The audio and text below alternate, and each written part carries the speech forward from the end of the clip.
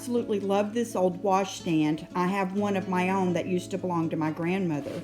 I decided to paint this one with Dixie Belle Caviar so that it would match in any type of rustic cabin or farmhouse look. I cleaned it first really good with Dixie Belle White Lightning, and then I removed the hardware, and I didn't need to do any other kind of prep. I just put on actually 2 coats of the Dixie Belle Caviar, which is the blackest of the blacks from Dixie Belle.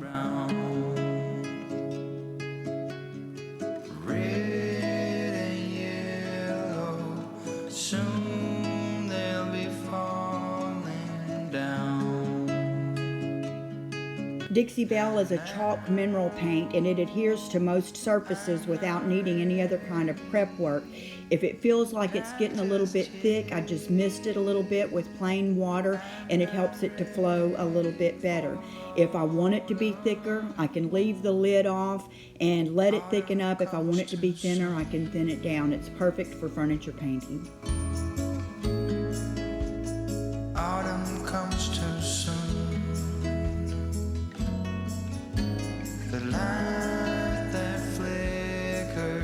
I didn't worry a whole lot about the direction of my brush strokes on the first coat, but as a rule of thumb, I always try to keep my brush strokes going in the direction of the wood grain.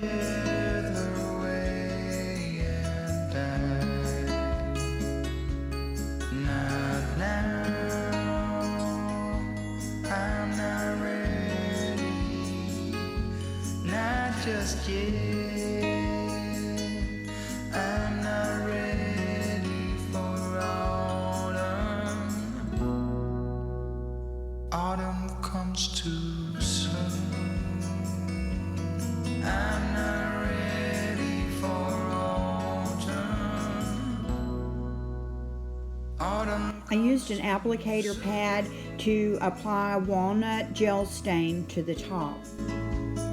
Autumn comes too soon.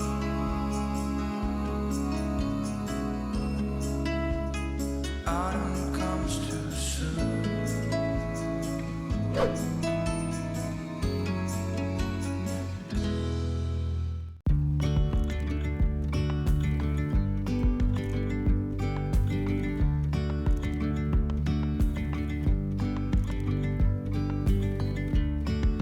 Yesterday there was sun and there was rain.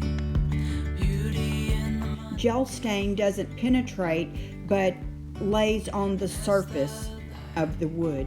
startled our eyes. We let go of disguise.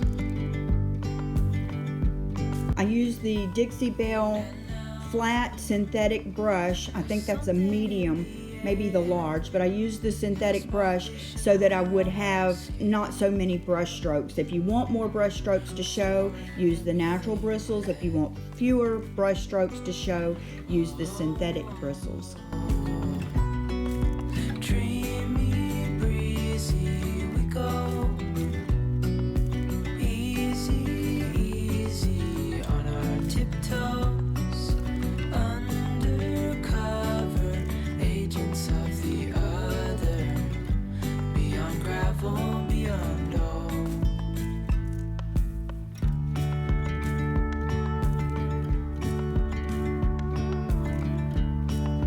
Hand in hand, building castles out of sand, reaching for the grand.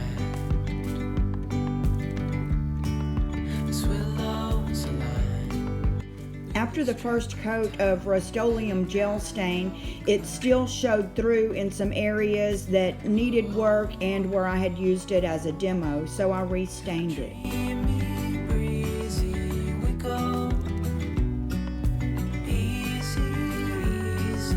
My favorite top coat for really dark colors like the Caviar here is hemp oil. It doesn't streak or show any cloudiness or anything like that. It creates a really hard, durable top coat that lasts.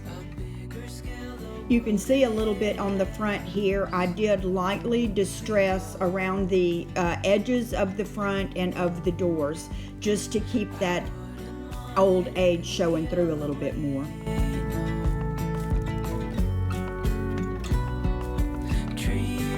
My next attempt at staining the top was using Dixie Belle Tobacco Road, which is a water-based penetrating stain, and that's what had created the line on the top to begin with. But I also used that to refresh the inside. You can see where I had done half before. I used that to refresh the inside to get it looking clean and usable.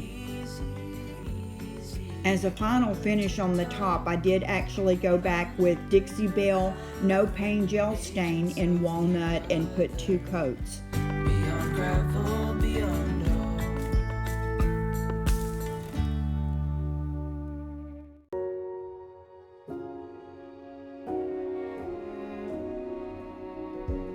You say take me on a treasure hunt. I long for something. After the stain dried, I used Big Mama's Butter in the new scent of flannel to nourish the inside. I measured for the hardware because the hardware was not the same size as the hardware that came off, and I wanted to make sure that it was centered properly whenever I drilled the new holes. I didn't worry about filling the holes that were there because they were going to be hidden, and the drawer was no longer going to be usable. Oh, you know it, so I trust you when you say that beauty lives in me too.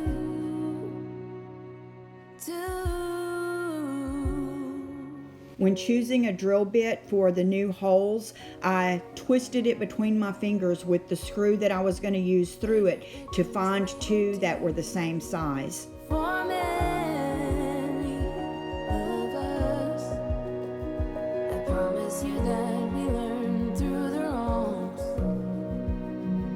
and even the rough can be sweet. Just close your eyes and know beauty lives in me. I know I don't. I measured and found the center of the top, which was where I wanted to put the actual water basin, and then used a hole saw in 2.5 inch, which was the size recommended by the sink manufacturer, to cut the hole for it to go in. It's gonna take some time to get there. I don't care. I'm in for the fight. It's gonna take some. After the hole was cut, I went back and sanded and did the extra staining. In me. I know I don't yet know it, so I trust you when you say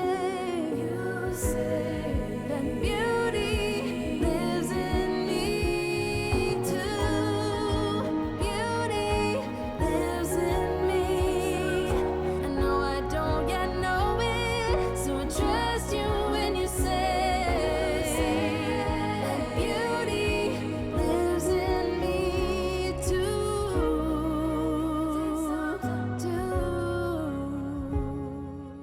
The sink drain would have to go through the drawer in order to come out the bottom to be usable. So I marked the center of the drawer and made sure to cut out there. I didn't use the hole saw on this. I wanted some extra space, so I just marked and used a jigsaw and cut out an actual large rectangular piece here.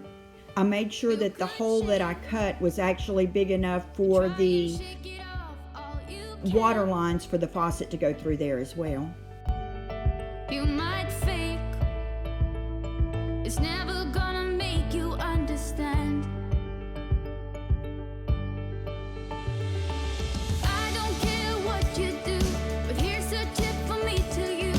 Look your failures in the eye, only way to say goodbye. Once you lift them from your heart, you could have a brand new start, it's true. I made a little worm out of the plumber's putty to make sure that the sink drain would seat well and stay and not leak through the top part of the sink. Not that safe.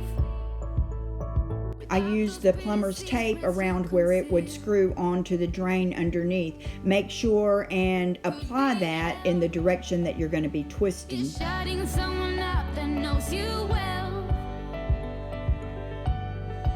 tear you apart, pull you from the end back to the start.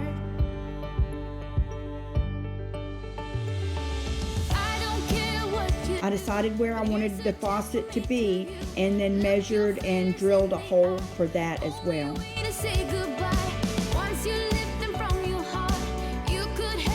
The water lines are coated. If you can see, the ones with the red stripes are for your hot and the blue stripes for your cold.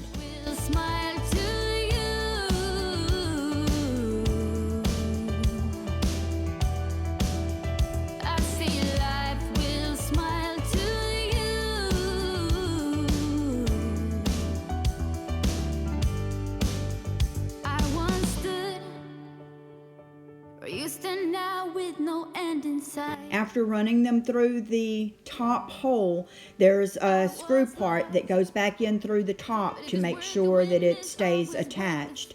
And then we used putty as well, or well, silicone as well, to make sure there would be no leaks under the sink drain. This was such a fun project. I enjoyed every minute of it, and it reminded me so much of my grandparents in the olden days. I can't wait until I can see who's going to be using it. All their plumber has to do is run the drain lines through the back to attach it, and this thing is ready to go and be used. I hope that you enjoyed it, and if you do a project similar to this, send me pictures. I would love to see. This one's going to be available on Etsy. Thanks for watching, and please subscribe, and I'll see you in a couple of days on the next video.